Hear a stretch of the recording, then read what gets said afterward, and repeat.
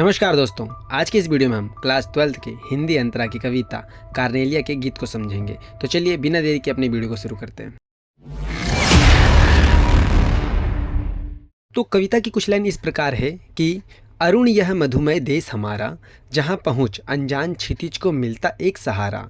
सरस तामरस गर्भ विवाह पर नाच रही तरुण शिखा मनोहर। हम इस कविता के सीधे हिंदी सारांश को समझते हैं कि कविता में किस बात का वर्णन किया जा रहा है। तो देखो, इसमें भारत के प्रकृति का बड़ा ही सुंदर चित्रण कार्नेलिया के द्वारा किया गया है। इसमें कहा गया है कि भारत के प्राकृतिक सौंदर्य का उल्लेख करते हुए कार्नेलिया कहती है कि जब ना सूरज की सुनहरी किरणें वृक्षों की चोटियों और शाखाओं से छनती हुई पुष्पों पर नाचती है, तब उस समय की शोभा देखते ही बनती है। पौधे की हरियाली और बिखरी हुई केस जैसी लालिमा से पूरा मंगलमय जीवन का संदेश दिया जाता है। यानी वो भारत की सुंदरता का वर्णन कहती है कि जब सूरज की सुनहरी लालिमा होती है, जो सूरज की किरणें होती है, वो पत्तों से होते हुए एकदम उसको छानते हुए अंदर आती है और पूरे जो पेड़ पौधों की हरियाली होती है वो पूरी तरह से फैल जाती है, जो मंगलमय वातावरण कर देती है। कविता में आगे इसी प्रकार और भारत की सुंदरता का वर्णन करते हुए जो कार्नेलिया है वो कहती है कि छोटे छोटे इंद्रधनुषों के समान पंख फैलाए हुए पक्षी जो हैं, यानी जो पक्षी हैं वो पंख फैला के ऐसे उड़ते हैं जैसे छोटे छोटे इंद्रधनुष हो। पर्वतमाला से आती हुई शीतल हवा के सहारे अपने प्यारे घोंसले की ओर मुँह किए उड़ रहे हैं। यानी वो क्या कर रहे हैं, अपने घोंसले की तरफ सारे उड़ते हुए जा रहे हैं और ऐसा लग रहा है ये छोटे छोटे इंद्रधनुष है।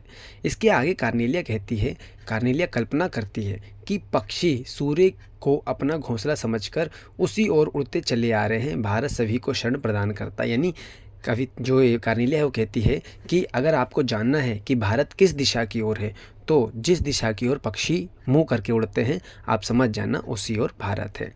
आगे कार्नेलिया कहती है कि भारत की प्रकृति का वर्णन वो और अच्छे से करते हुए कहती है कि इस देश का सूर्योदय का दृश्य अवर्णनीय होता है। यानी यहाँ पे जब सूर्योदय होता है तो उसकी हम वर्णन कर ही नहीं सकते। सूर्योदय से जो पूर्व उषा सवेरा स्वर्ण कलश मीन्स जो उसकी लालिमा होती है वो देश के ऊपर क्या करती है, सूखों की वर्षा करती है। जब रात भर जागने के बाद तारे मस्ती में उंघाते रहते हैं, मतलब जैसे कि अब पूरे रात भर तारे चमकते हैं और फिर सुबह होते ही वह छिपने की तैयारी करते रहते हैं। ठीक है, तो इसके बाद ऊषा रूपी नायक आकाश रूपी कुएं से क्या करती है, सुनहरी कलश में सुख रूपी पानी भर लाती है।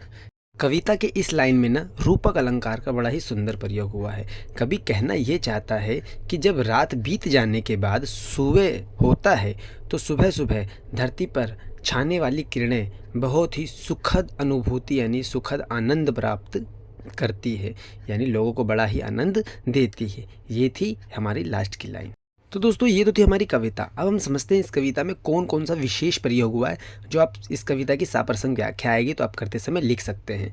तो इस कविता में ना जो कवि है उसने कार्नेलिया के माध्यम से भारत के प्राकृतिक सौंदर्य का बड़ा ही सुंदर चित्रण किया है। दूसरा, इसमें भारतीय संस्कृति की करुणा भावना का गौरवपूर्वक चित्रण हुआ है। और इसमें जैसे मैंने बताया अनुप्रास अलंकार, श्लेष अलंकार और रूपक अलंकार का बड़ा ही अच्छा प्रयोग हुआ है। और गीता पर छायावादी प्रभाव स्पष्ट है, यानी छायावाद का प्रभाव देखने को मिल रहा है। और कोमल कांत पदावली प्रयुक्त है। उषा काल के आकर्षण बिंब का सृजन हुआ है। तो दोस्तों आज की वीडियो यहीं पे समाप्त होती है। वीडियो अगर आपको पसंद है तो वीडियो को लाइक करें, हमारे चैनल को सब्सक्राइब करना ना भूलें और अपने दोस्तों के साथ शेयर जरूर करें। मिलते हैं आपसे ऐसी नेक्स्ट वीडियो में।